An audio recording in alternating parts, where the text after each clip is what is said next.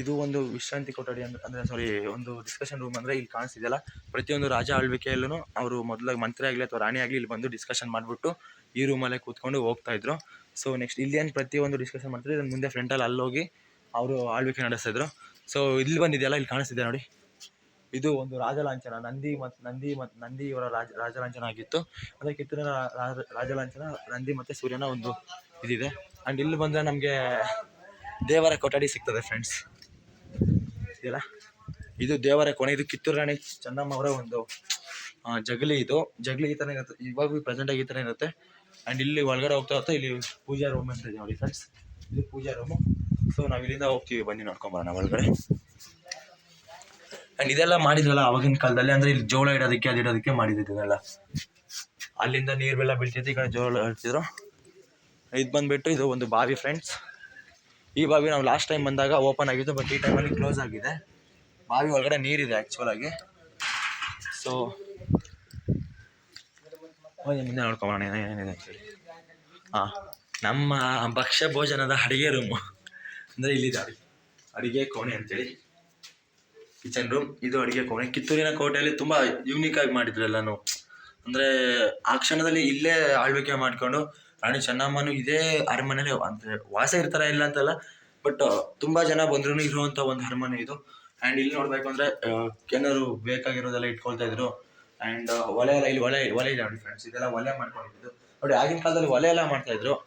So ಇಲ್ಲಿ ದವಸ ಧಾನ್ಯಗಳನ್ನ ಇಡಲಿಕ್ಕೆ ಮಾಡಿದ್ದು, ಇದೆಲ್ಲ ದವಸ ಧಾನ್ಯಗಳನ್ನ ಇಡಲಿಕ್ಕೆ ಮಾಡಿದ್ದು. ಆ್ಯಂಡ್ ಮುಂದೆ ಹೋಗೋಣ ಬನ್ನಿ.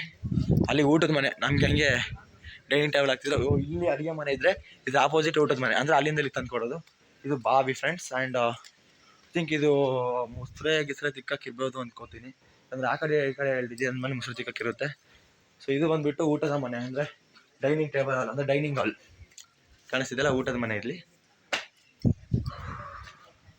ಇದು ಸಿಂಕ್ ಅನ್ಕೋತೀನಿ, ಕೈ ತೊಳೆಯೋಕ್ಕೆ ಗೊತ್ತಿಲ್ಲ ಎಂತಂದೇಳಿ. ಸಿಂಕ್ ಇರ್ಬೋದೇನೋ ಗೊತ್ತಿಲ್ಲ. ಬನ್ನಿ ಮುಂದೆ ಹೋಗೋಣ. ನೋಡಿ ಇದೆಲ್ಲ ಒಳಚರಂಡಿ ವ್ಯವಸ್ಥೆ, ನಾವು ಅವಾಗ ಮಾಡಿದ್ದು. ಇದೆಲ್ಲ ಒಳಚರಂಡಿ ವ್ಯವಸ್ಥೆ ಇದೆ. ಮತ್ತು ಮೇಲಕ್ಕೆ ನೋಡ್ಕೊಂಡು ಹೋದರೆ ಇಲ್ಲೆಲ್ಲ ಆ ಕಡೆ ಇದೆ. ಬನ್ನಿ ಮುಂದೆ ಹೋಗ್ಬಿಟ್ಟು ನೋಡೋಣ.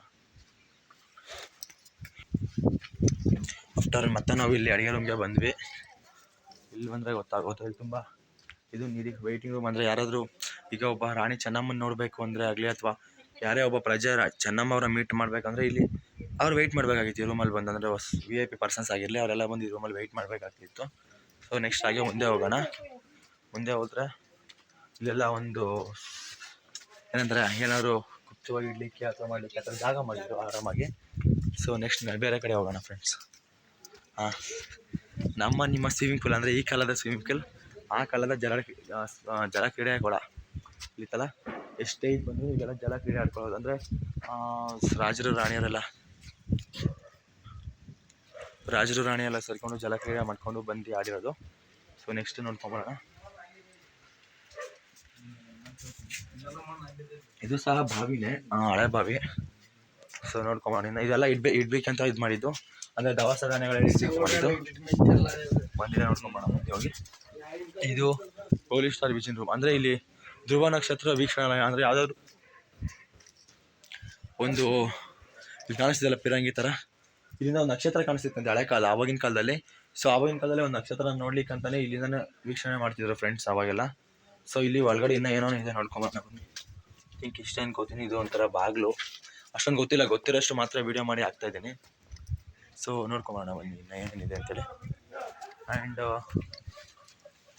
ಮುತ್ತಪ್ಪ ಲೈ ಫ್ರೆಂಡ್ಸ್, ಇಲ್ಲೆಲ್ಲ ಬಂದ್ಬಿಟ್ಟು ಮುಳುಕಾಲ ಅಂತೆಲ್ಲ ಬರ್ತಿದ್ದಾರೆ. ಏನು ಮಾಡ್ಬೇಕಂತ ಗೊತ್ತಿಲ್ಲ. ಸೊ ಇಲ್ಲಿ ಸ್ನಾನದ ಮನೆ ಇದೆ, ಅಂದರೆ ಬಾತ್ರೂಮು. ಇದೆಲ್ಲ ಸ್ನಾನದ ಮನೆ, ಬಾತ್ರೂಮು. ಇದು ಜಲಕ್ರೀಡೆ, ಅಂದರೆ ಇಲ್ಲಿ ಸ್ನಾನ ಮಾಡ್ಕೊಂಡು ಮೋಸ್ಟ್ಲಿ ಅವ್ರು ಬಂದು ಸ್ನಾನ ಮಾಡ್ತಾರೆ. ನಿಮಗೆ ಇನ್ನೊಂದು ಸ್ಪೆಷಲಾಗಿ ತೋರಿಸ್ತೀನಿ ಫ್ರೆಂಡ್ಸ್. ಆಗಿನ ಕಾಲದಲ್ಲಿ ಯಾವುದೇ ಒಂದು ಯುದ್ಧ ಆದ್ರೂ ಇದೇ ಬಾವಿಯಿಂದ, ಗುಪ್ತ ಬಾವಿಯಿಂದನೇ ಹೋಗ್ತಿದ್ರು. ಯಾಕಂದರೆ ಇಲ್ಲಿ ಹೊರಗಡೆ ಹೋಗ್ತಾರೆ. ಇಲ್ಲಿದೆಯಲ್ಲ ಈ ಬಾವಿ ಕಾಣಿಸಿದೆಯಲ್ಲ, ಇದು ಗುಪ್ತ ಬಾವಿ ಫ್ರೆಂಡ್ಸ್. ಹಾಗೆ ಆ ಕಡೆಯಿಂದ ಜನ ಬರ್ತಿದ್ದಾರೆ ಅಂದರೆ ಏನಾದ್ರು ಇಲ್ಲಿ ಒಂದು ವಸ್ತು ಆಗಿರಲಿ ಅಥವಾ ಏನೇ ಒಂದು ಅವ್ರದ್ದು ಸೀಕ್ರೆಟ್, ಅಂದರೆ ತುಂಬ ಆಭರಣ ಎಲ್ಲ ಇದ್ದರೆ ಇದೇ ಬಾವಿಲಿ ಬಂದು ಬಿಸಾಕ್ಬಿಡ್ತಿದ್ರು. ಯಾಕಂದರೆ ಬೇರೆ ಶತ್ರು ರಾಜ್ಯಕ್ಕೆ ಗೊತ್ತಾಗ್ತಿರ್ಲಿಲ್ಲ. ಸೊ ಅವರು ಸಹ ಇಲ್ಲಿಂದನೇ ಇದೇ ಬಾವಿ ಮೂಲಕ ಬೇರೆ ಕಡೆ ಪಾರಾಗ್ತಿದ್ರು. ಐ ಥಿಂಕ್ ಈ ಬಾವಿಗೆ ಬೇರೆ ಕಡೆ ಜಾಗ ಇದೆ ಹೋಗ್ಲಿಕ್ಕೆ, ಬಟ್ ಎಲ್ಲಿ ಅಂತ ಗೊತ್ತಿಲ್ಲ.